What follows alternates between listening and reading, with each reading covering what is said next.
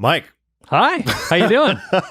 Thanks for making the time at my your pleasure. place. This is fucking incredible. So I was like holding back as I got here to talk about this because I think it's like perfect to talk about actually. What's going on here? You've had multiple studios. I think I saw in your video, which I'll link to in the episode, that you've had studios that cost you $1 million. Yeah. And this one looks like $1 million studio, but it didn't cost you that. So what's going on? Walk me through this, man. Sure. Well, I think the best way of putting it is I started building, I think my first real studio after I sold Digital Cafe, which was in 99, believe it or not, was in around 2006. And it was Traffic Geyser days. Mm-hmm. And we built a Digital Cafe studio. I actually kept that domain and the name. And we did it because we started experimenting with direct to broadcast at the time Ustream to do live training and sales events. So they were ultra long. We did 12 and 14 hour, basically they're infomercials where we broadcast and sold stuff. And so I was experimenting with some early tech, and then that evolved into another one. Then we moved to another place in Old Town, San Diego. Outgrew that, and then we moved to a really nice high-rise closer to USC. It's USD? USD. USD. Yep, USD. There we go. And that Both was good probably schools. one of the bigger ones. And then I had one more after that. But we had 7 sets. We were media training people. I had tons and tons of equipment. And here's the problem. And here's really the answer to your question. I woke up one day, I'd outgrown who I was, what I did, why I did it, and who I did it for. And I hated the overhead and the complexity. And I literally did not know how to run my own equipment, my own studios. I didn't know how anything was connected. And I just had a lot of fear and that kind of thing. And what I always wanted was something I could sit down like I am here, where I'm controlling the switch with my feet, between you So and me. you've got switches I've got under USB, the desk. Yeah. USB foot pedals. Yeah. Actually, they're Bluetooth, so they're wireless. And I wanted something that I could do studio, like broadcast quality. I could broadcast, teach, educate, bring people in. If someone said, hey, can we do an interview? And I'd be like, hey, if you're in town, why don't you just come over to my studio like we're doing now? This is the dream. Yeah, right on. And this one, this is probably about 75 grand worth of gear. I could replicate most of this for probably 40-ish right now, plus some labor. I mean, it took a lot of iteration to get to the point where it's simple and elegant, repeatable. And my long-term vision is to be able to live anywhere, be able to pack up a fairly minimalistic system that is remote controllable like this, set up the lights and rig it up, and have decent bandwidth. And we're pretty close to Elon Musk's new Starlink system. So who cares where you are? You'd have true high speed. And,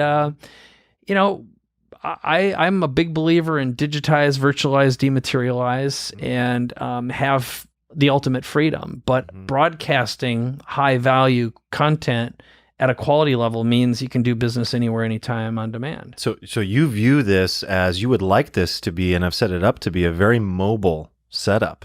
Like, this isn't something that's fixed here.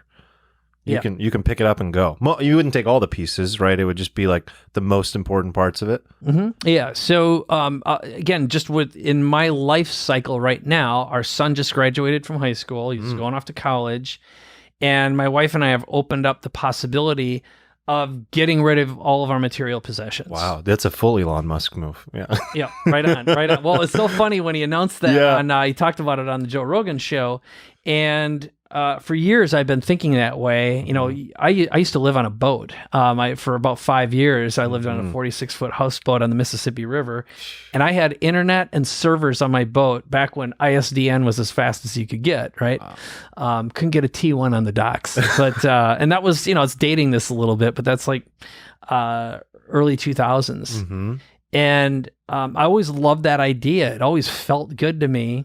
And right now, especially during this crazy time, I've got clients in India, Singapore, Australia, UK, Canada, and no one cares about in-person physical anymore. Like in the past 3 months, we've evolved as a society 5 years, and our brains have evolved, and now Zoom value is the same as physical value. No one is putting forth any resistance whatsoever because we had to do it. Yeah. We had to adapt. And I think this is a very significant human evolutionary state that I don't know how many people are conscious of just what occurred in such a short period of time. Break it down a little more. Are we talking about just an acceleration of the technology that was already coming, or not even the technology, but the situation that was going to unfold where everything was already going to move to remote working? Or is it even bigger than that? I think it's significantly bigger. And here's the way I've done my best to communicate it is, I believe that a tremendous amount of business have been zombies for a long time, and they're walking corpses. And we used and did certain things a certain way because we're used to it. No one was willing or able to see the folly in it all. And it could be as simple as work at home, or, look at this. This is insane. Like, and I'll be blunt. Like I did events for many, many years, 15 years. And just like what insurance did to doctors, or if you talk to any doctors, the big insurance and big businesses squeeze out every dime that they possibly could now. It sucks to be a doctor, okay? When you did an event business, the hotel industry, they're serial rapists. They figure out how to get every nickel and dime, and there's no loyalty. It's a crappy business. And one of the reasons I got out of the information marketing event-driven business is I was like, I'm done with them. I'm 100%. They took all the joy out of it, managing them, negotiating, and the risk. So here's what happens. You wake up one day, and the world changed. There's a whole bunch of restrictions caused by the virus and the pandemic. And suddenly we have to change the way we educate, teach, train, do business, enroll people, travel. And for some people, it's been hell. For some of us, it's been great. I've had a great time. My business is booming. I'm keeping more, saving more, earning more. Okay. And the people I'm working with are evolving quickly too, saying, all right, I'm not going to allow the system, whatever that is, to control a lot of parts of my life. And it's sort of like, okay, so everything stops and gets cut off. You adapt. Those who don't adapt, those who don't evolve, what's going to happen, right? So hard facts. Yeah, it is. And everyone I know who had an event-driven business, for example, who virtualized and digitized, in general, are earning 2 to 5 times more, but they're keeping significantly more with a lot less. Really? Absolutely. Yep. Well, ironically, what's today, the day we're recording this, July 16th, Tony Robbins just went live with his UPW event, and it's actually remarkable to see because this guy, it's the perfect example of what you're talking about, the hard facts that you have to face. It's like he didn't sit on his ass and go like, well, I'll wait 1.5 years until we can all fit back into an auditorium. And I think he had an event that he was going to do in August or something like that, like trying to work toward, but can't pull it off right now. So what did he do? He's got a studio like this with cameras all around him and TVs all around him, and he's making it happen with better margins. Everybody, do you get the same experience? No, but are you adapting and moving with the only thing that you can? Yes. And I think it's so easy to sit on our asses and complain and whine, but we are finding out what the true nature of each person really is, aren't we? It's like in these times of struggle, in these times of angst, it's very revealing. It's very illuminating about the individual. And you see people either getting after it and making it happen, or woe is me.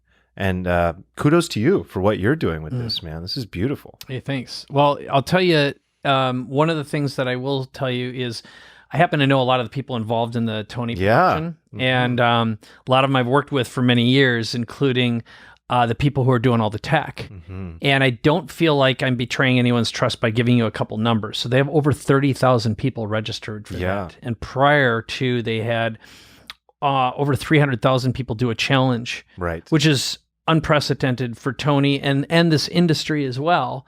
And those 30,000 people are all paid, doing virtual UPW. And yes, their margins are going to be off the hook. And what Tony did, I mean, if you turn back the clocks, I did some work with him back in 2009. That's right. And and beyond. But I introduced him to a lot of the guys he's working with, like Right. Russell Brunson and Jeff Walker and Frank Kern and all those guys. And what he did is he's got this 360 system where he can see, I think, 3,000 people at once on the screens and have relationships with them. And they invested a significant amount of money. I can't say how much, but it's a lot. I bet. They're in a big studio, a traditional studio, and this is a system that can be repurposed and reused. And Zoom expanded their ability. I was wondering about that. Yes. So they had never done 30,000 at once like they're doing right now, and being able to do breakout rooms and all this stuff and automate. I mean, it is a technological feat to put this together and not have it break. Yes. But if it weren't for a bunch of online marketers, Pete Vargas was one of the first to go to a several thousand. Jeff Walker did a launch not long ago. And when I was telling you about the 2 to 5x,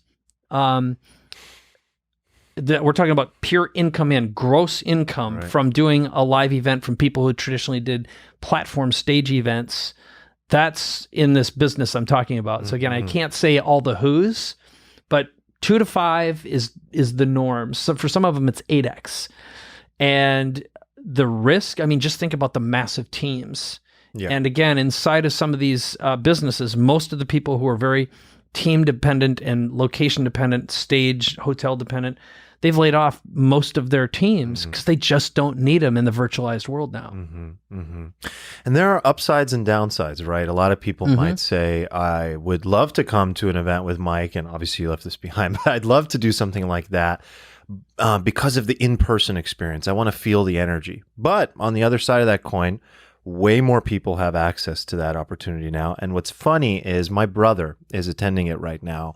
And I asked him a question. I said, you know, and he's been to an in-person one, and he's been now to a virtual one. And I asked him, what impact is this having on you right now? And he's amped just like he should be at any Tony event. He's just like, I'm feeling it, man. Yeah. Like, this is the real deal. What I want to ask you about when it comes to content, you've been in this content game for so long. You've had the studios, you've had now evolved to the point where you have this set up. What is it about content that has pushed you to always invest in this so heavily? Because this is a tremendous amount of money and time and energy that you've put into this for a couple decades, you know? Well, I think what drove me initially was I hated being poor, so I wanted to make money. That's the honest answer. And I also felt like a frustrated filmmaker. After I sold my agency, I did a feature film, and I played the didgeridoo, so I played on a few albums with a friend of mine who had a record company. And I was always a behind-the-scenes guy. I was always producing stuff. I wasn't front and forward. But I learned that I had the ability to talk about technology in a way that was approachable. And, you know, I was doing online video before there was a YouTube. So it gave me a little bit of a head up. Ustream, you said? It was right? prior to that. So this was actually before even Google Video. Google Video predated YouTube. And we had to build custom players that used Flash and Macromedia Director. That was the format, and then go through all sorts of compression hurdles, like to put a postage stamp size 160 by 120 video on a web page that took like 10 minutes to download a movie trailer. I mean, it was crazy. And streaming costs were huge. I mean, during the early days, it used to cost us $12,000 to $14,000 to do a Ustream event with 2,000 people for 10 hours. Okay. That was a considerable chunk. Now it's free, right? We take some of this for granted. My God, you're right. Yeah. That's wild. Yeah. I did not know that. Yeah. So if you fast forward to answering your question, which is the why. Because the reason I also asked the why, I want to layer this in, is within the world that you really used to be the top in, which is the world of information products, internet marketing, you know, you have always stood out because you invested in showing your face on camera, and people have built a relationship with you for many, many, many years because of that. Like I knew you before I ever met you for that same reason. I saw you in a video, might have been like entrepreneur.com, something like that, you know, and people talk about you. And it's because you've built that really warm relationship. But a lot of people in the space were late bloomers in that regard. So it's like, do you think the film background has a part to play in this as well? Yeah, I think, you know, every little bit of it did. I started out wanting to be an entertainer of sorts. So I started writing video games when I was 14 years old to get the hell out of Eagle Lake, Minnesota, where I was born, because I hated being poor, right? And it was the only way I could express myself, because I wasn't good at sports. I wasn't good at school. I didn't like theater people. And, you know, I could go on down the line. It's just like a culture clash. So I think to answer your question directly, it's this. First of all, I love tech. I love putting it together. I like entertaining, and I like entertainers. Like, I'm fascinated by comedians. And when I was younger, I used to watch Johnny Carson and imagine myself being him. So I liked engaging and interacting, or seeing Howard Stern and seeing how he could just command an audience and get up and perform for hours and hours a day over and over again. It just blew my mind. Or DJs. Right. So I've always asked that question: how is it possible to put together a show and educate and entertain? And you know, I picked up, if you think about it, we'll give you a little framing. When we used to do product launches, and the classic, what is now called the Jeff Walker product launch strategy, but before then, there were a whole bunch of us evolving this. And he originally started product launches using sales pages, okay? It evolved into video. And I believe we were some of the very first to do a multi-sequential video page. So it was 3 videos for a while, and then we did 4 videos. And it was broken down into the opportunity. The second was the how. And the third was proof. And then the fourth was sales. It used to be more like the opportunity, the proof, and then the sales video. And then we were the first to add the 4. Each video was usually about 20 minutes long. So if you take 4 times 2, what do you got? You got a full-length movie. Well, we got in the habit of doing 3 launches a year. And every one of those launches would earn anywhere from $2 million to our peak. Our top-selling launch was $9 million in sales. $3 million happened on a direct-to-camera 14-hour sell-a-thon with no breaks other than I got up to pee. And it was just like, here's our product, here's how it works, here's someone who used it and made some money and did it, and this is before the FTC got involved. So what interested me was we get to make 3 movies a year that all gross $2 to almost $10 million. What a cool frame. It's like, holy cow. This is like, most movies make no money, okay? Yeah. With no distribution, no producers, production. We just pulled it out of our rear end, and we made a product and sold it. And then on top of it, we had software. So we had subscription income. So you bought a product, and then you got our tools, which is Traffic Geyser and Instant Customer at the time. And I thought, God, this is freaking remarkable. And we got to attract really talented designers, 3D people, musicians. We composed music. Everything was original. And we were free. You know, like, and I made a feature film, and the reason why I chose to never make another one is because the Hollywood game sucks. And we had to raise money. And the unions get involved, and they're serial rapists. They come in, and like, we had our movie shut down because a producers union, reclassified our film midstream and said, you've got to hire a second cameraman, or everyone strikes. So we had to write out a check on the spot for like $60,000 for nothing because they decided to reclassify our low budget feature film. And I was like, this is no way. No way am I ever going to be governed by a bureaucracy ever again. Go to hell. I'm not going to give anyone any money, no jobs. I'm going to do it all myself. And that's what drove me. I'm like, I hate bureaucracy and regulations, especially. Why would you beat up on the little guy? We're creating a whole bunch of jobs, you jackasses. It's just evil. It's evil. You know, tax, it's like, what the? No one's protected. It's a violation.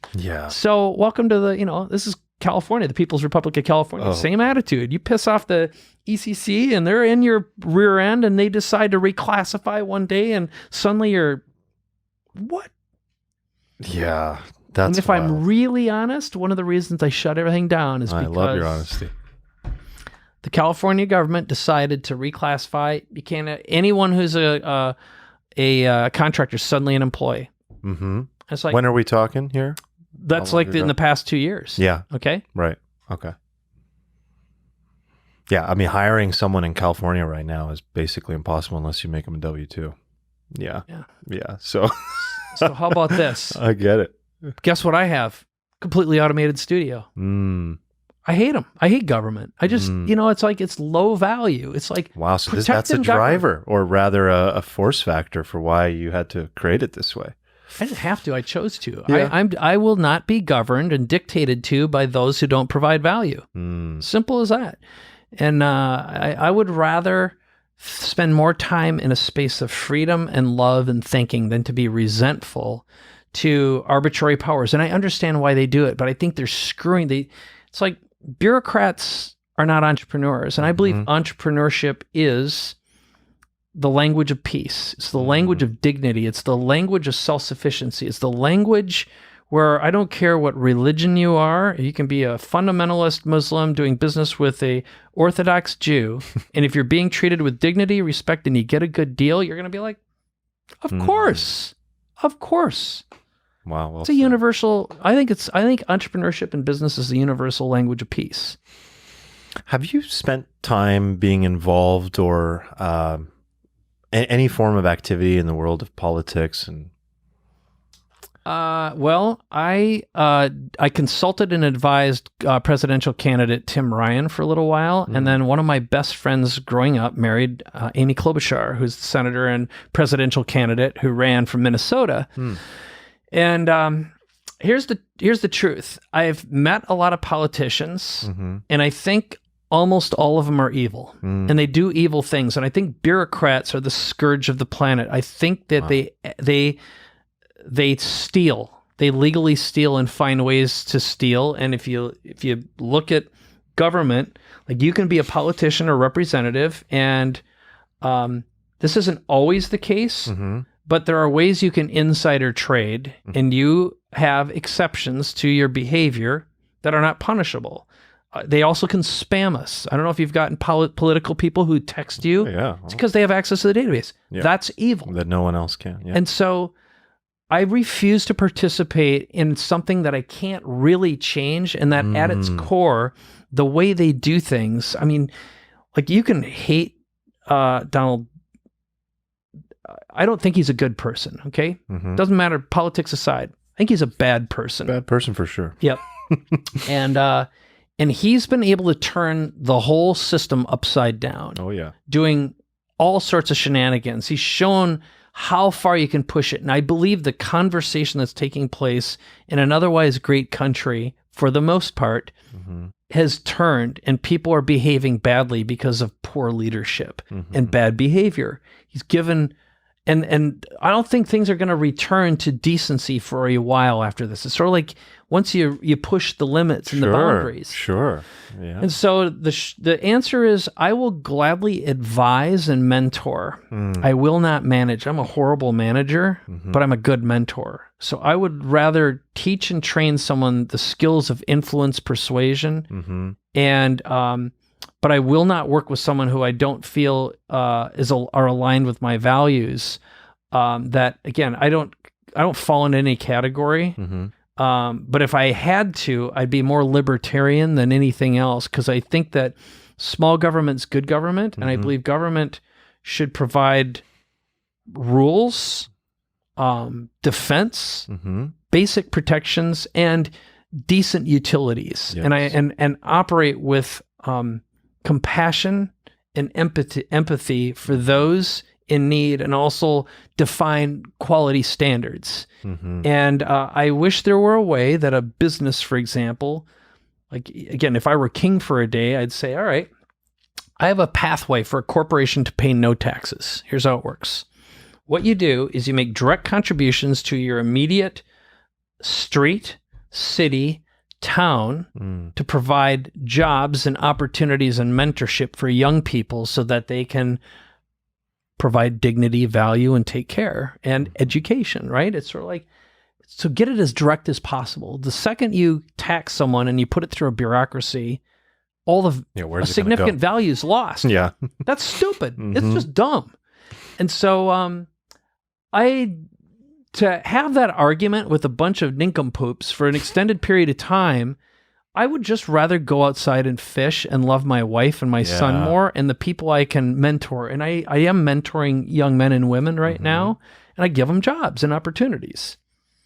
I think that's a little bit, it's just, it resonates more with my soul. Right. Would you say it's just not your arena? Not an area that you're looking to, that's not the area that you're looking to create the impact and change that you're currently doing? Yeah. I think anything where if I'm going to be someone's bitch, which means if I'm raising money and raising it, because I know really, really wealthy individuals who've said, hey, why don't you run? It'd be good to have that kind of a voice. And I'd be like, here's the thing. You're going to tell me what you want done. Absolutely. There's no free money. And I like you, but I don't love you. We're not aligned, and I'm not going to be your bitch. Yeah, it's not a winning strategy. And so you either have no choice but to sell your soul and become evil and play it as a career path, or do it through an independent means like you're doing. It's just not the arena for everybody. Yeah. I think that's accurate. My frustration with that world, and the reason I ask you is because I knew you'd have some juicy stuff on this topic, but my frustration as an individual is there's no room for nuance in politics. Oh, you nailed it, man.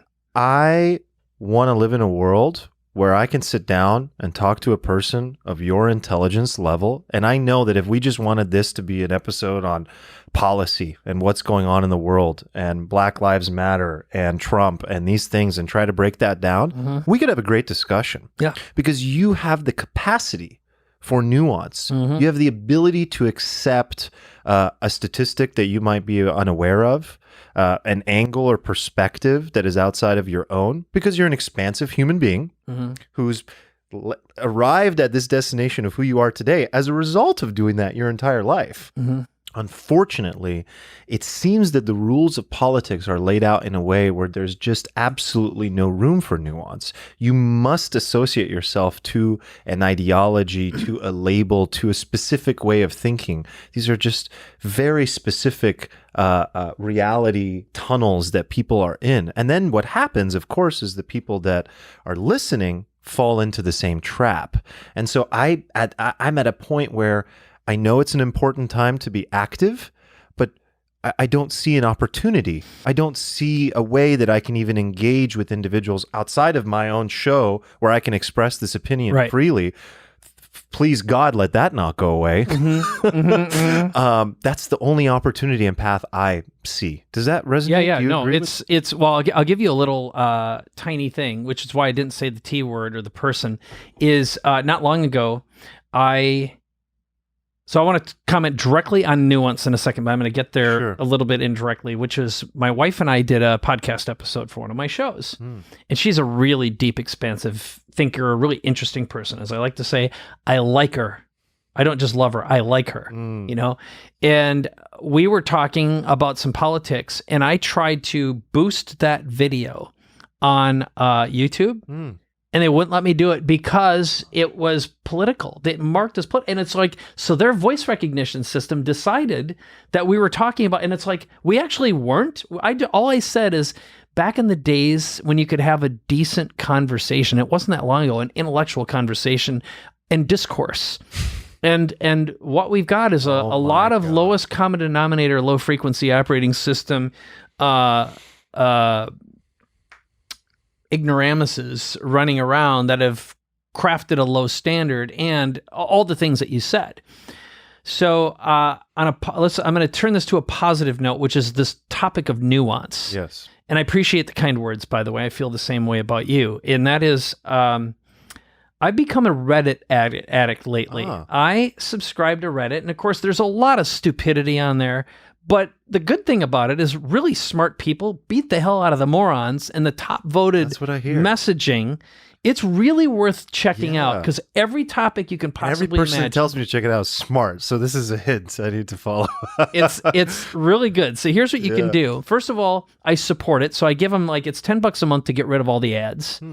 And then they give you coins, and you can reward things that you think are good, and they go to the top of the heap, including comments.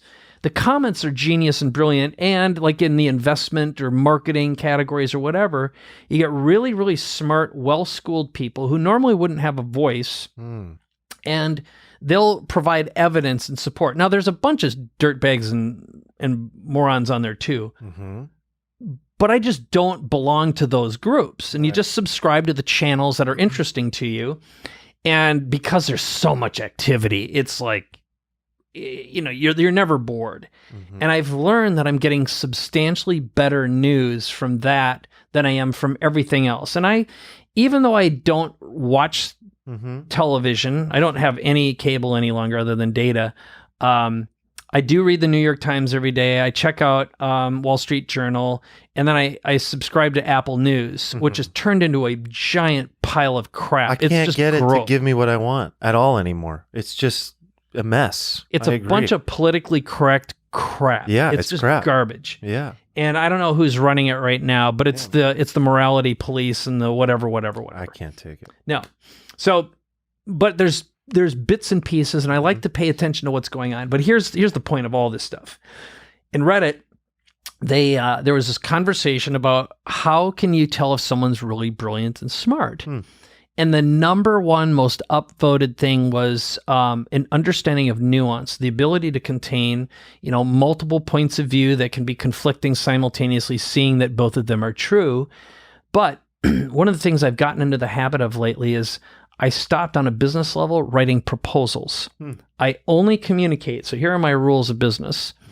And I'm, the packages I sell now start at $50,000. They go up to $250,000 or more. There's no info marketing, no events any longer. It's just one-on-one, highly customized experiences. And in order to communicate with me, I will not talk on the phone. We have to do it by Zoom or FaceTime. So I have to see you, hear you. I need to own your eyes, mind, and fingers simultaneously. So that's rule number one. I know I'm paying attention. When we communicate, I ask if it's okay. I said, what we're going to share here, if it's okay with you, I'd like to record it, and I'll share the link with you. I'd also like to transcribe it if that's okay. So I turn on Otter, and I can watch their words while I listen to them. They can do it too. I share my screens if they want to. And then we have a conversation, and then I don't write proposals. I send videos. Why do I do that? Because in here I tell them, yes, so it's impressive looking. That's one thing. But also I can tell the story, recapping everything that we talked about in a way that's packaged for their significant other or another decision maker. I'm not reliant on someone else telling my story. Interesting. Now, why is that relevant to this whole thing? First of all, there's nuance. And I open up every video saying the reason I'm giving you a video and not a written proposal is because there's nuance in what I'm about to share with you. And for you to hear my tonality and hear what and why, I can communicate a lot more information in a short period of time that can't be typed or written or misunderstood or not passed along as a full package. But secondly, when you think about what happened and what has happened in the world we live in today is people who shouldn't be given a voice or a vote have an equal one, and they're governed by whether or not someone likes them, which means they'll engage in immoral or amoral behaviors in order to get popularity. And when you listen to the T word talk about how leveraging the virus, for example, said, when I was doing those morning shows, it got great ratings. It's like, you complete bad human being. This is how the Kardashians came into being. I happen to believe they add no value to the entire human race. Zero. Okay. And and the influencer movement. This is the scourge of our children today. And I have one. I got a 17-year-old who it is, when we've regulated and controlled as best we could without creating a total social outcast. Right? Anxiety and depression is caused by these addictive devices that are worse than drugs, and the lack of nuance, the lack of intellectual discourse is the scourge and the destruction of journalism. There is no journalism anymore. No, there really is. It's too easy to control, and we're about to enter the world of true deep fakes with artificial personalities. You can't tell what's real. And we're right in line for the next happens election. As a joke. People will post things like that as a joke all the time, and they pull back. What's going to happen when that's not a joke? And they take a week to let you know it was fake.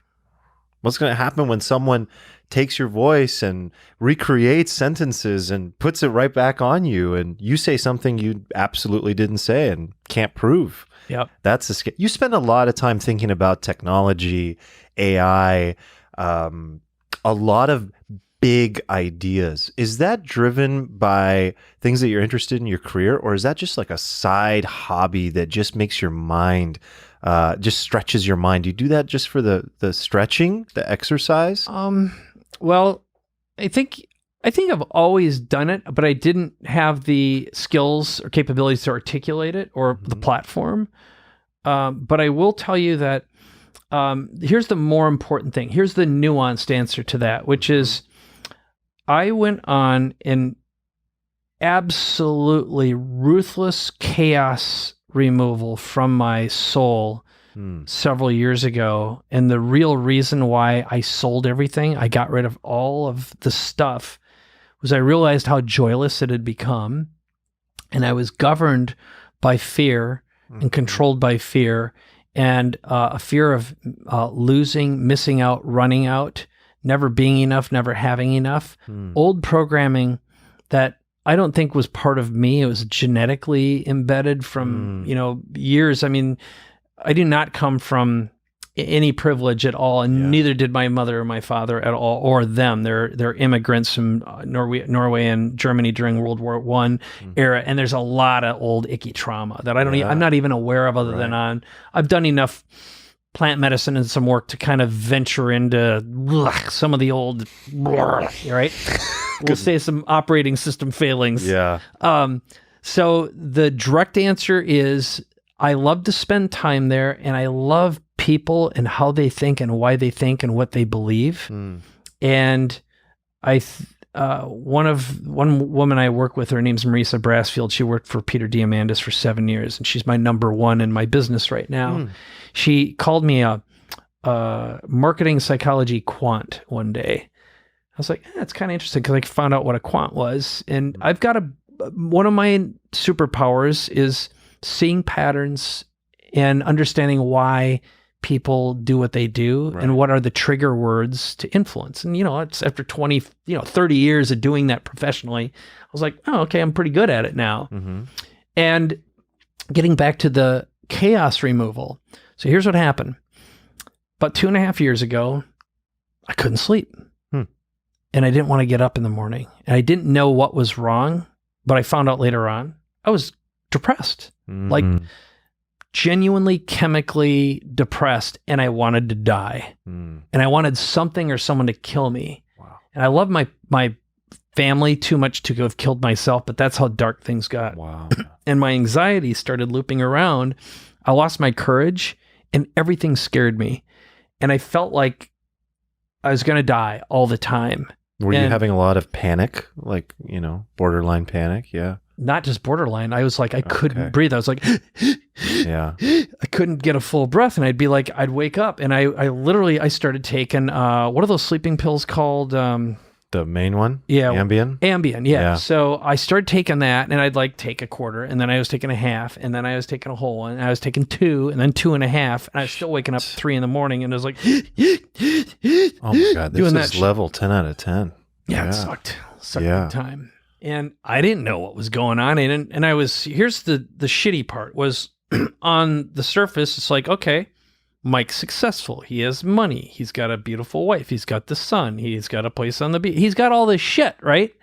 And I feel like a loser. And I feel like I am, if something happens, and at the time too, the money number I had in my head is I was stuck on the hamster wheel of events, 4 events a year, all this expense, big team, burning hundreds of thousands of dollars a month and overhead and everything else. And I'm looking at what my net worth is, And then if I had to shut everything down, I'd have to write out a check for $1.5 million to escape from it. Not to mention the illusion I had in my head was my reputation. Are people going to trust me? And it's like, what's wrong? Or abandonment issues, all sorts of shit starts running through my head. And the only thing I knew how to do at that time was try to get some help. And I started talking to a psychiatrist. And I knew I had to get off the freaking Ambien for sure, because that shit makes you nuts. And it's evil. And then I said, I've got to control my body and then my brain and figure out how to get some sleep. So fortunately, I know a lot of functional medical docs, a lot of healers, a lot of energetic people. And I started just asking for help and getting some support. And, you know, if I wouldn't have, I would have definitely wound up dead somehow. What do you think was really going on at that time? Was it because you felt like a slave to everything around you and the pressure of holding it up? It was that, and I think on a deeper level, it's a classic dark night of the soul. It is, I think God told me, you've outgrown who you are, what you do, why you do it, who you do it for, and you're going to wake up and from your unconscious dream, and it'll be too late. And I think all of us go through that moment. You know, there isn't just one matrix. It's sort of like there are multiple awakenings one must go through in order to fulfill your destiny. I hate that, because you would think you go through it once, it's painful enough, it's going through hell, you're in darkness. Okay, I got it. Thank you, God. Thank you, universe. I got it. And then all of a sudden, do you believe that these things arrive over and over to continuously align us toward who we really are? Yeah, I'll tell you something very profound happened to me a couple days ago. I got introduced to an exceptionally enlightened individual who he was telling me his purpose in life. And he said, and he's done an enormous amount of work, plant medicine, et cetera, for 30 years. Interesting healer. And he said, in my darkest time and when I was awakened, he described, he didn't say this, but this is my interpretation. So I'm going to overlay my projected interpretation on top of this. But he said, I had this moment, became completely one with the universe, and I saw the fractals, right? So a fractal universe is when you see that the microcosm is the macrocosm, the inside is the outside, the smallest particles are what we live in, and it's just this endless hologram. And that he said there are people on the planet who are giants. They're influencers. They've got massive potential, and they're seeking and trying to find what their true purpose is. And they know that what they're doing right now isn't that. So something's tapping them on the shoulder and the head all the time.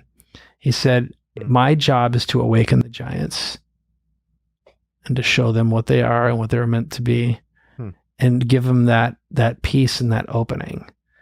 And I started crying. I lost it when I was listening to this. I was like, holy shit, man, did that resonate with me? I'm in whatever you're selling.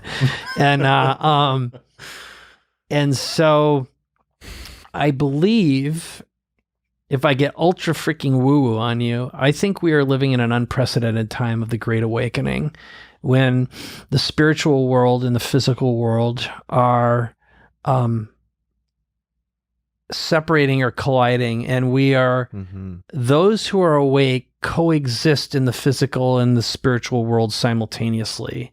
And if you've had any expansive spiritual moments, whether it's been with plant medicine or without, and done your work and done the meditation, you realize that we are sharing, Carl Sagan said it, we are star particles, stardust, living on starlight.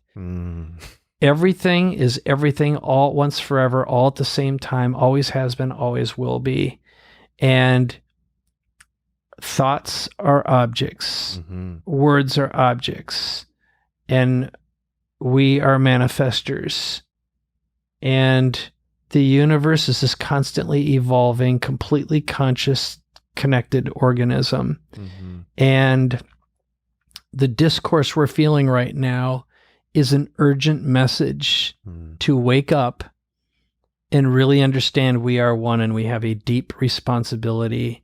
And we have outgrown our language, our structures, our financial system, everything that we once believed in. Every institution is obsolete. It is a walking freaking zombie. Yes. And what we just have experienced over the past half a year or so is just one of many tests of wake the F up. None of this shite matters. And when are you going to get it through your human skulls that this freaking paradise, this gift, this Eden you're on is representative?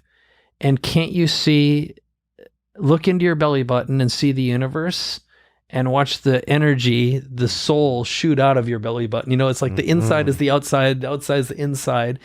And man, I know I sound a little woo-woo right now, but we're very aligned on this. For heaven. Yeah. And that opportunity is right here. And what's most interesting is that everyone keeps talking about normal. Where did normal go? Are you fucking kidding me? Fuck normal. Normal? We were living in a broken world. Yeah. Everything was broken about it. Work, health, travel, why we do what we do, the careers that people were in. And instead of realizing, I fundamentally agree with everything you just said. And instead of realizing the tremendous opportunity that we are all being given to go inward and have that realization of the world that we want to live in, that starts with each individual and the way that they show up. And let's tie it back into their ability to handle nuance.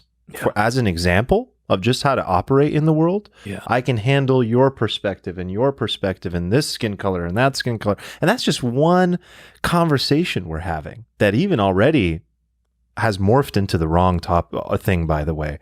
We're not even talking about it anymore. So we're seeing exactly what you're talking about, I feel, where the opportunity is being given. And I can see us already running in the wrong direction at times. Like, for example, with this current situation. How do we actually not have to go through hell again? And I don't know if there is this binary thing of like, there's no utopia. There's no, oh, okay, thank you. We got it. Okay, now we're going to evolve in the right direction. But what is the protopia direction that we can use this opportunity to move in? Because I really fundamentally agree with everything you're saying. Yeah, I think, first of all, from a business marketing perspective, when I meet someone, for example, who I would consider is experiencing one of their first awakenings, they are like, oh, I found my true purpose and I evolved and I got past a big hurdle in my life. Maybe that a near-death accident or someone died or a big divorce or whatever it is. Like, oh, man, I got to tell the whole world about what I did. And me. It's like my story, my message, and I got to get it out there and my system, and they come up with something, and this is going to be, it's like, first of all, I'm sorry to tell you, you're not special. Nothing about that. It's just recycled, same old thing. And your ignorance of the rest of the world has given you a little insight, and congratulations. And it's okay. I don't mean to demean it. Right. But it's been done. You don't have to write that book because 100,000 just like it have already been done. But, and I'll meet with them, for example, and I go like, okay, great. This is beautiful. And I'm going to they're open. They're having an opportunity. Yep. And I want to acknowledge and love them. And it's like breakthrough. Now anchoring yourself and tethering that to this breakthrough is going to hold you back for the next 10 that this has started. Pay attention to the breakthrough and what happened. Don't get anchored to this and try to turn your breakthrough into a business and freedom for all. It's like, you got to let that go. Allow yourself to evolve and evolve. So the point of this was, I'll ask them, so who's your audience? Who's your market? And they'll be, it's everyone. And I'm like, no! Start with one. First of all, you were the first. Yes. You got a little system. Great. You're an evidence of one. Right. Now go do it with 2 people. Show me proof, social proof. Now do it with 3 and 5 and 10 and 30. And then craft a tribe and teach someone to teach it and create a self-replicating system and an ecosystem. Mm-hmm. And the key word here is ecosystem. Now, what's a great ecosystem? I'll give you a real-life example. And so I do a podcast with Dan Sullivan called Capability Amplifier. Dan Sullivan from Strategic Coach is one of the deepest thinkers I've ever met in my life. Don't agree with his politics. Love the man. Mm-hmm. Now, he has devised systems, and he writes so he's 76 years old. He writes 4 books a year, and this guy is a content creation machine. Now, he's created his latest program. It's called the Free Zone Frontier.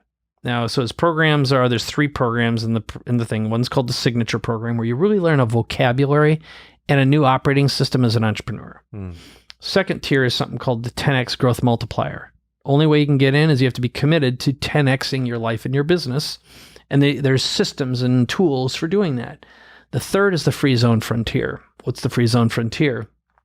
Here's his vision. So Dan thinks in 25-year increments.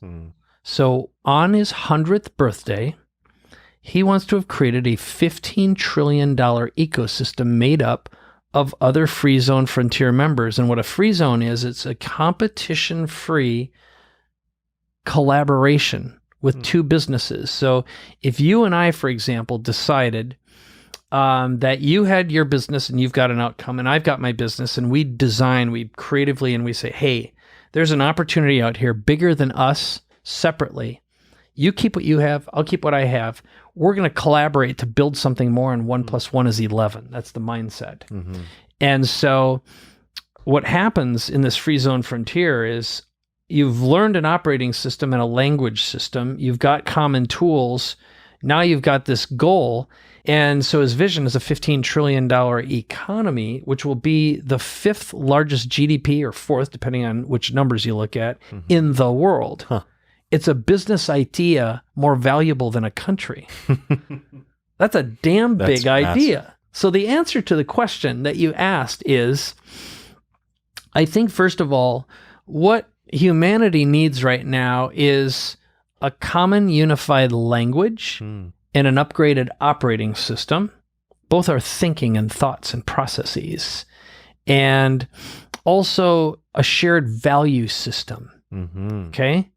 And that permeates well beyond race and country and religion and all that. Right. Okay? And an effective storytelling mechanism. We need more story. We need different stories. This is the purpose of mythology and religion, really, at its core. Totally. It's a value system. Yeah. I'm not a religious guy at all. I have no religion, but I love that stuff. Yeah. For the reason that it provides a construct. Totally. How to live my life. Totally. And shared ideals. Yes. So I believe that right now, and here's another example. Like, I happen to believe that most popular music is crap. Okay. Why? Because there's no nuance. It's like, look, I like going to Burning Man and jumping up and down and listening to the same old hoo-ha all the time too. It's like tick, tick, tick, tick, tick, tick, tick, tick, tick. It's like, okay, whatever. But the 70s, I mean, the story, you listen to Yes, you listen to Pink Floyd, you listen to Rush, where a whole album was a movie. Yeah, oh yeah. And storytelling experience. And right? It was like, and look, I don't want to sound like an old man talking about the good old days, but... No, but there's value there. Absolutely. Right. And I think, for example, that right now, I think Dave Chappelle is the best living comedian telling some of the most significant stories in a way that is, there are comedians who are getting charged with all sorts of stuff. They're the last bastion of truth telling, and Joe Rogan talks about this. I love the fact that he's bringing on and providing platform to comedians and sharing those truths. I think there's a lot of nuance in his message. So when you extend that into what we're talking about right now, the opportunity is to build a new construct, to create new mythology, new stories, new transformations, and the cure for depression, this is something Tony Robbins talks about, is a compelling future. Mm. And I don't think humanity shares a common compelling future. We don't have an aim. There's no aim whatsoever. Yeah. No, you're absolutely right. And there's no meaning to the current story either. Without an aim or an existing meaning. Yeah. Exactly. We need better music. Uh-huh. My God, man. Thank you for sharing that. That was some powerful stuff there, because I think that we're all sitting around wondering, you know, this is the most chaos that we've ever seen. And how do we reframe that into realizing that this is that exact opportunity that you're describing?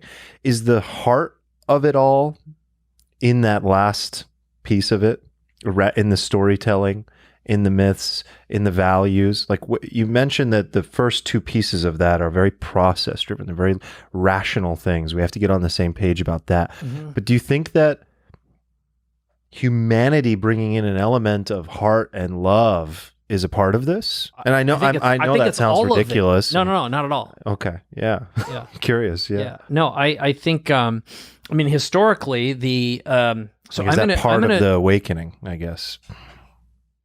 Yes. So I'm going to say something stupid and harsh, but it's intended to polarize for the sake of conversation and to create a container. Okay. So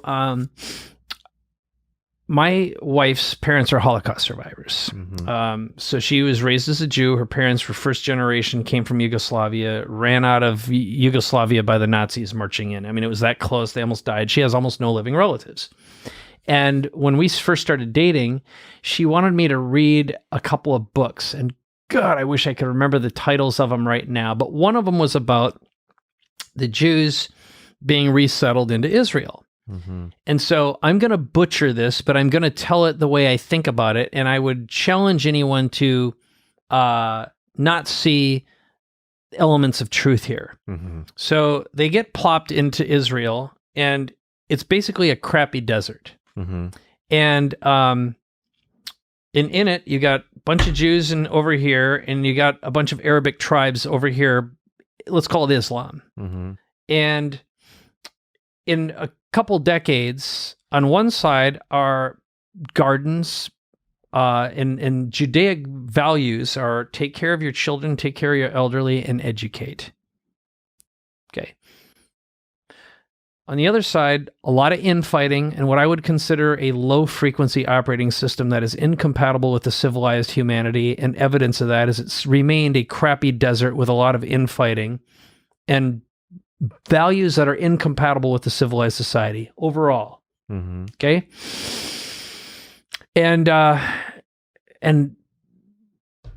what we have right now are a lot of outdated thinking. Our political parties are nonsensical. They don't represent any ideology that provides long-term value. And we are past the state where we need rules that prevent us from being apes and eating our own poop, which is what low-frequency operating systems, i.e. religions, basically do, is keep you from killing yourself and others. And I'm not saying they don't have value. I just think that it's time for an upgrade for humanity and for a common shared vision, because right now, like it or hate it, each of us, and this goes back, a story I often tell, and the short version is when Vivian and I started doing work in Uganda in 15 years ago, you'd go there and like a chief might have a Nokia cell phone charged by solar that they'd bicycle out, charge it, and then they'd have an emergency tool in case someone was dying to get some sort of emergency care. And you go there now, and there are kids walking in the ditches holding smartphones, okay? In what was a very poor country, and that took less than 10 years. So my point is, most of us on the planet have smartphones now, and have the ability to broadcast and communicate with the entire human race. And I would suspect that most of that bandwidth is being used to watch pornography and do stupid shit on social media, where in fact you can download and get a PhD for free anywhere in the world from the best colleges in the world, from the greatest thinkers alive. What the hell is wrong with us? And so, do you want an upgraded operating system? And I think it's the awakened ones who have a responsibility to those who aren't to craft a compelling, mythological future vision that is embraceable by the human race. And the only way through that is with heart and art and music and self-expression in a way that is not filled with judgment and tyranny. And our social media platforms right now are just representative of our darkest sides and what we tolerate and allow. And again, I believe in private property, first and foremost. I think Twitter and Facebook and all those, they were initially there. It's private property invented by smart people who did intelligent things, but it evolved for better or worse, and now they're massive media platforms with advertising. And those who created them are unaware and unwilling to look at the fact that they are different things now. And they're being used in ways that are not useful to the human race. And in fact, driving us back to being poop-eating apes who believe in stupid stuff like flat earth and anti-vaxxing and all kinds of moronic, just unbelievable. And so divide and conquer. If there ever was a time for a dictator to march into town and do bad things, I mean, this is... We're on the brink of what could be revelation, end times, and the frogs are going to start falling from the earth, or the second coming with a unifying message. This is the greatest moment in human history, with more opportunity than ever before, with technological, our wealth is immeasurable. And so it's just reframing some thoughts. So I babbled on for a long time there, but love it, man. I love it. What's your version, or rather, not your version of your role in this? And do you think out 25 years the way your business partner does? Are you thinking about a plan that far ahead, or even just 10 years? Because I know you've spent the last 2.5 years deeply thinking about a whole new direction for your life. So this is already like a giant transformation for you. Yeah. So. Yes, and I'll give you the and. So the and part is, like, I don't really have to work anymore if I don't want to. I'm fine, and my wife and I are at the best place we've ever been in our marriage. Son's about to go off to college, accepted. He's going on a what do they call, outward bound adventure. He's going to be living in the mountains in Oregon and Idaho for almost 3 months. And it's going to toughen him up and make him a man in ways that I couldn't guide him. Wish I'd done that, yeah. God, no kidding, man, right? You still can. Yeah, absolutely. I'm kind of thinking about signing up and doing it myself. And we're taking more time off than ever before. I work 4 days a week in general. So I've changed it up, and I challenged myself to rethink and reprocess. And I gave myself permission to say, I've arrived and I'm doing enough. Yes. Like, I'm mentoring some young men and women, and just helping one person be extraordinary versus thinking that I've got to affect 1 million. Yes. You don't have this lofty, specific goal where if you attain that, you are now enough. Because you've been through that. Yeah. Right. Yeah. So the 25 years. So here's the thing. Honest to God, like, I kissed death when I had cancer, and I could have shut my lights off numerous times. I could have consciously said, it's time to die. This body's in too much pain to continue living. That happened 3 times that I recall. Really? And I don't feel like I'd have any regrets. I'm good. Okay. So every day, every moment, every second's a bonus. And I try to remain conscious of that as often as possible. And I do feel a responsibility to be a better mentor and a better example, first and foremost, which is get my own shit in order, make sure my kid ain't too effed up, keep my marriage in the place it needs to be, however that evolves, because holy cow, when you're with someone for 20 years, I have no right to project my vision on another soul. I have none whatsoever, including my wife. It's sort of like we must stay at the same growth and love velocity in order to make this make sense. And I am willing to say I am not good enough for you. If she needs more evolutionary development in a different direction, I think emotional and relationship velocity is a very fascinating concept to dabble with. So with that, I spent a lot of time doing, like Colby and human design and all these personality profiles and which are useful tools.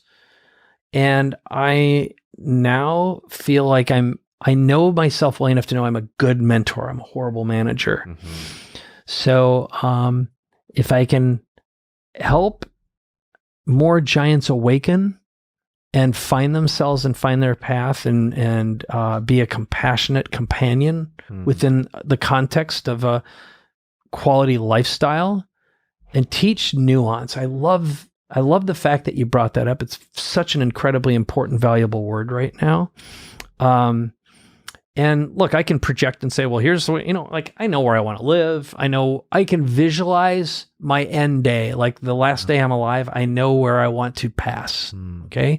I know the meadow, and so I can fully see that in my mind's eye. And then the path along the way, I'll leave you with one concept, which I call my table of 8. And I have my insider friend journey. And if I asked you right now, okay, Arman, if you had to choose, knowing that you were going to pass 2 weeks from today, and you were going to organize a trip with 8 people who matter most, and let's just say that you've got your family taken care of. So these are the 8 people most soulfully connected to you. Outside of your family, and it can be your family that you would love to die with, okay? Knowing that the date and time is going to be, exactly when it is, and you're going to spend 3 days in a specific location with your table of 8, enjoying the finest meal. Do you know what you'd love to eat? Who would be there and who you'd want to share with? And you'd feel totally open and connected to and feel whole with. Who would they be? Wow. That's profound. That's a hell of a thought exercise. I'm going to work on that tonight, actually. Yeah. What does that lead to? When you identify those people, what's the meaning in the end of that? Well, I would suggest that you get those table of 8 put together and do anything you can to bring them to you right now, even if it's virtually, but plan that dinner and consider maybe doing multiple tables of 8. I just started that up, but why couldn't you have 80 tables of 8? Why not create a profound collective of highly evolved conscious souls who may have just found each other in this lifetime, but may have connected with each other for all eternity. And it could be a reunion, and a remembering, a reconnecting. Remembering. That's a very important word from mythology. Yeah. That's right. That's right. Yeah. Was it from this lifetime or a previous one? Right. Or maybe we just exchanged some particles, whatever they may happen to be. Okay. It's like, yeah. I think the most profound journey that a person can go on is understanding who they really are. And when you combine that with this question of what do I do best, you have a sense of the present moment combined with an activity that can provide meaning and an aim and a direction that you can run so that you're not running around like a chicken with your head cut off. And really, when you talk about that, that just makes me realize, I've talked to multiple people on this show that connection, like what is this experience, whether it's real or not, and whatever is real, you can't say real without air quotes around it anyway. So what is this experience without that connection? I want to work toward wrapping up, but there's one question that's been on my mind as you've been talking, because I can just feel your presence, man, and your energy. And just the way that you've evolved your life, it's just so inspiring. I want you to know that, like, not just your mind is evolved, your soul is evolved. There's this presence that I hope when I share this that people can sense through the lens as well. So I just want to like recognize you for that. Thanks. What was more impactful? Was it going through the cancer, or was it the awakening you had 2.5 years ago when you gave everything up? Okay, I'm going to say something. And they don't have to be, you know what I mean? No, it's fine. It's fine. I think the answer is going to be even weirder than you expected. I loved having cancer. Wow. I love COVID. I loved that unbelievably shitty pain and anguish that I went through. Now, it wasn't fun going through it. I really wanted to be dead. I really had to face some ugly freaking demons that had been with me for a long, long time. And there was one moment, I'll tell you one story and then I'm going to answer your question, but this will give you some substance. So, I was with some guides that helped me through some really rough times that were, one of them, I don't even know who it was, that existed only as a voice. Okay. This is the strangest and most expensive investment in myself I've ever made. And it's so weird. It's almost not believable, but they had me do some sort of Chinese herbal detox. And someone said, "What is it?" I don't know. I can't find the packaging. I've never found it since. But it was one of these things that the basic premise behind it is you drink a bunch of substances in different orders and it flushes out each of your organs in different orders. And as it flushes, different stuff comes out of you. So they show pictures. So one of them is be like your gallbladder. And anyone who's ever done like the olive oil lemon juice thing where you just basically poop, it looks like wasabi peas come out of you. You're like, what the hell? But then they've got different things that come out of your heart, your lungs, your spleen. Oof. And they have different colors. There's plaque and all kinds of toxicities in every part of your body. And this thing just causes your body to just go, and you're basically pooping nonstop for about 13 hours. Up. I mean, it sounds ridiculous of me to say, but the thought of getting that shit out of my body sounds incredible. Oh, it was. Okay. Now I'm going to get to the weird part. So I'd say for my entire life, I've always felt this, but I couldn't have defined it until after what I'm about to tell you happened. Mm-hmm. But I had this presence, just like I felt distorted. It was like right out of a movie. And once I saw the visual, mm-hmm. and it could have been a hallucination because look, I hadn't eaten, everything's out of me, and I'm like going through all sorts of stuff. And there were tons of other psychologically traumatic things happening simultaneously that these people had me think about that were extraordinarily uncomfortable and unpleasant.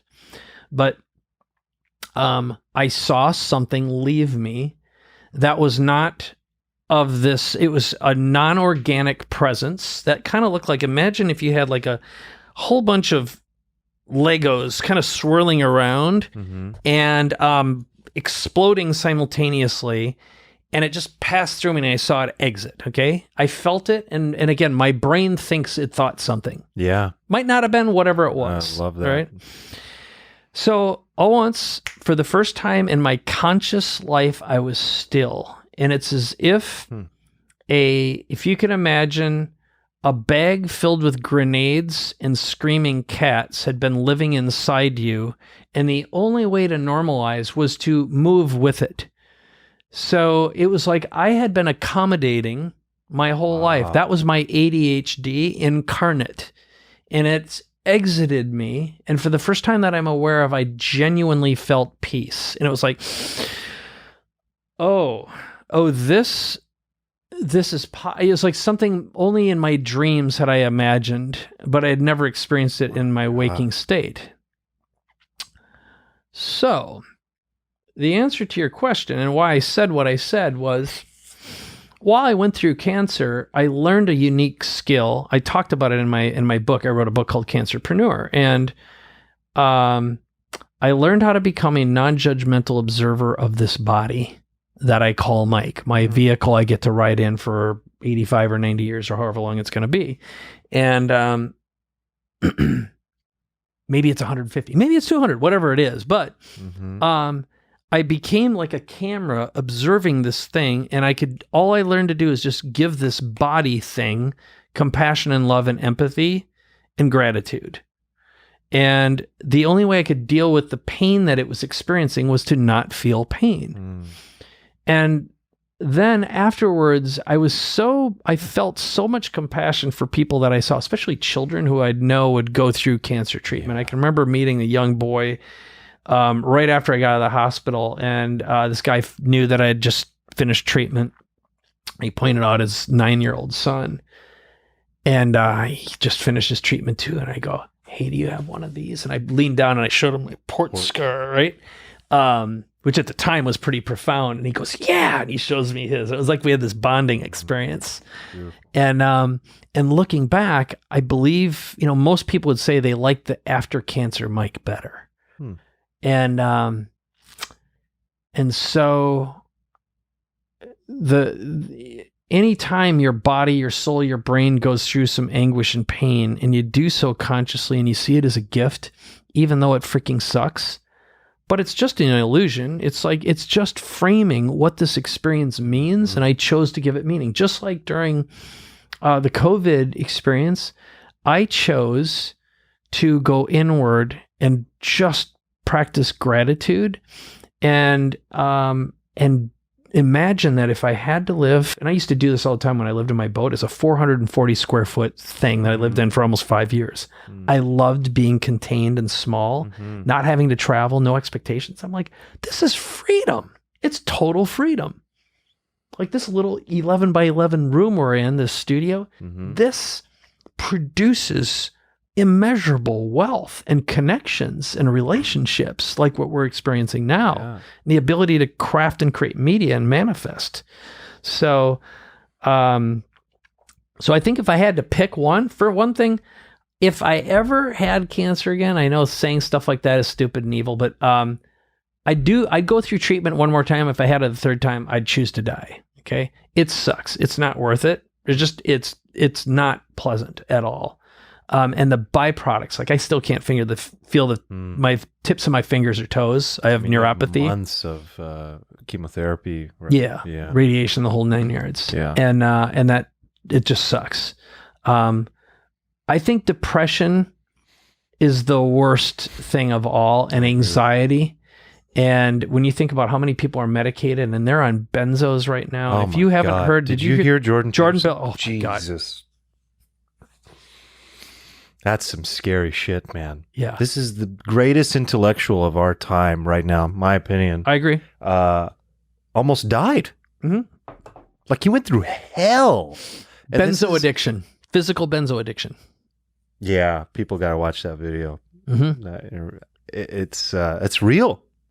And that's not as adverse of a reaction and not as rare of a condition as people think. No, the number of people who are on benzos right now is over the top and they can't get off them. And I will tell you, like they gave me opiates while I had cancer. I didn't take them for the longest time until the very end. And I was like, shoot, now I understand why they give you these, because you don't have to go through and feel all this pain. I want to be a tough guy. And I was afraid I was going to get addicted and everything.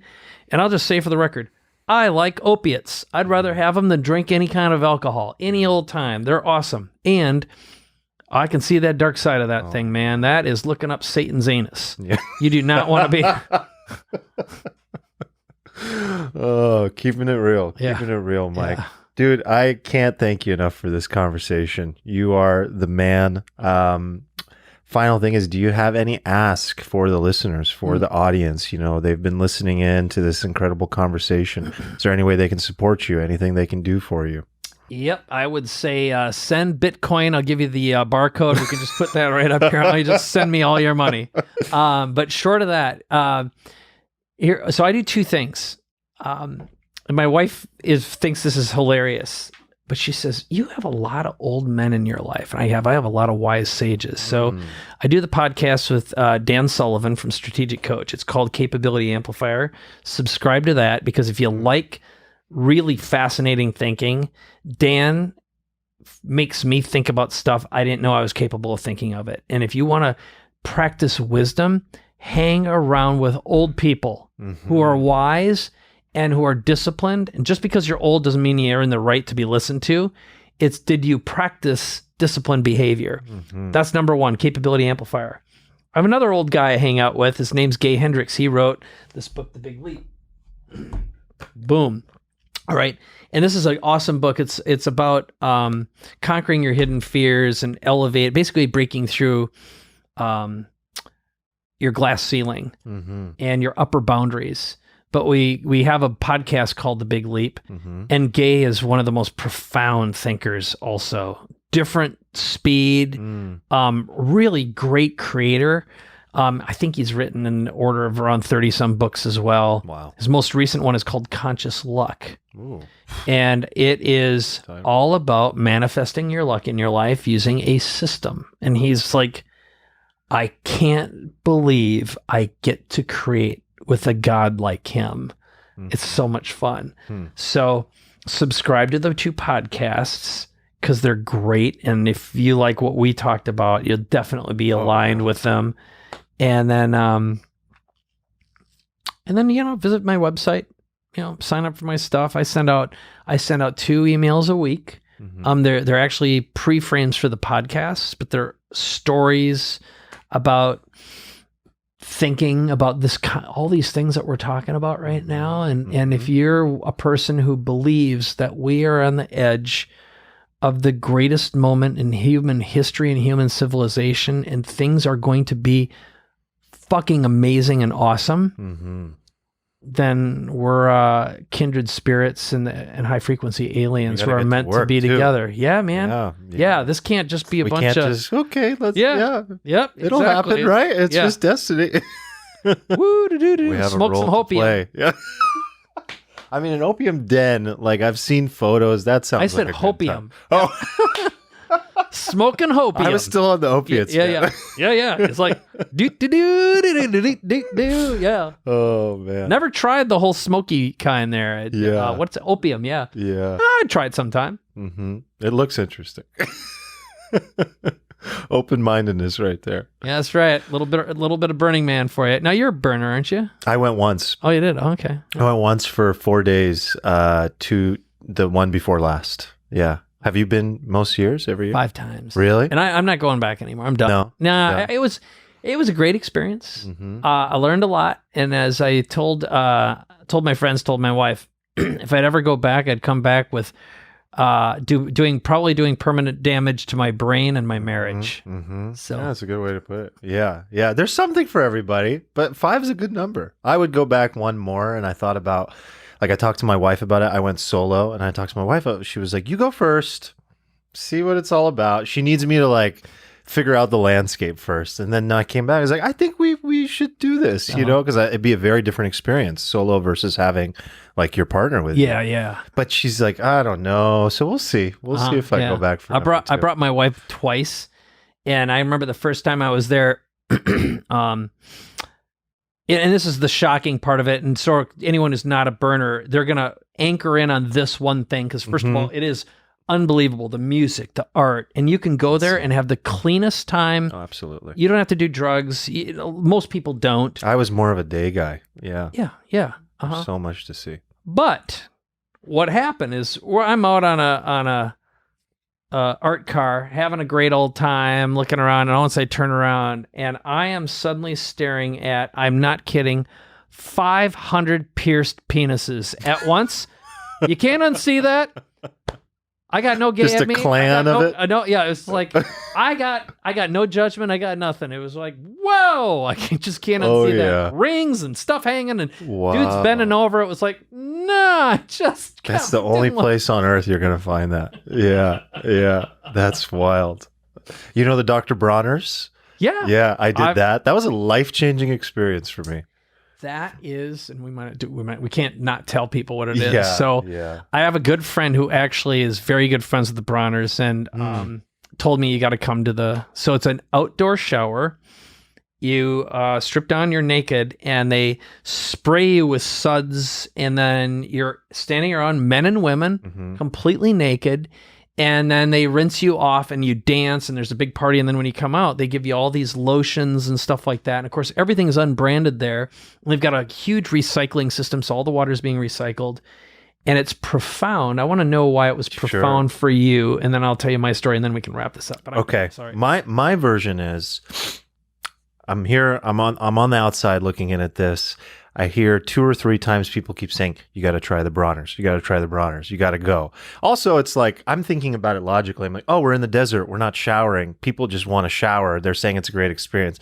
They're like, no, it's amazing. You just got to go. And I'm viewing this as, okay, I'm about to get naked. This is not typically my scene. It's my first Burning Man. I'm an open-minded dude though. So I'm like, all right, so this is ultimately, what is this about? It's just about being able to mentally take a shower naked around 500 other people, or maybe it was like 200 people. I don't know how many. That's a lot of people. It's a lot of people. And I'm like, okay, like I can overcome that. Like, let's give this a shot.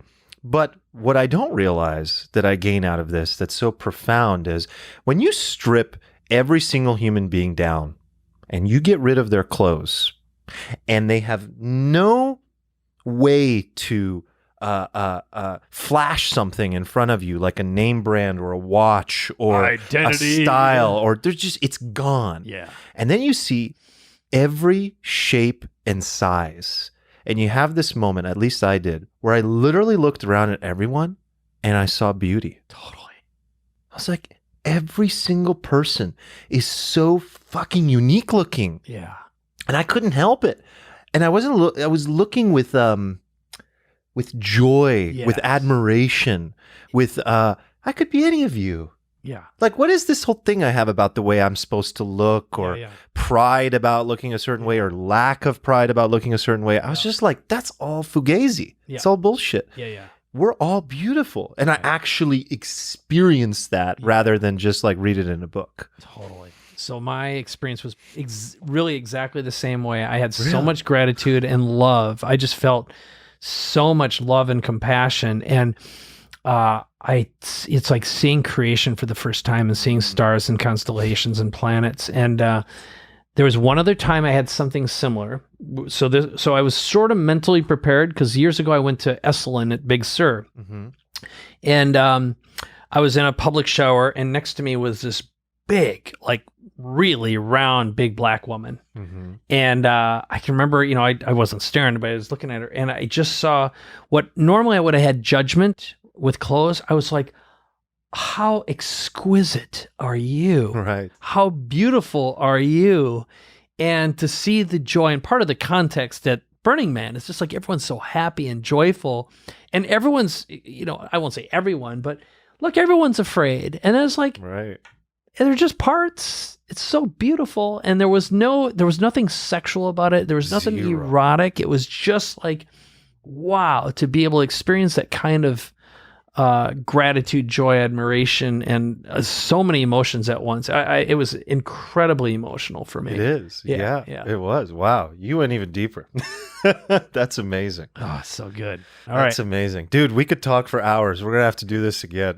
I'm in. All right. Good. Thank you so much. I appreciate you. Thanks for every minute of your time. It's my pleasure, my friend. Absolutely.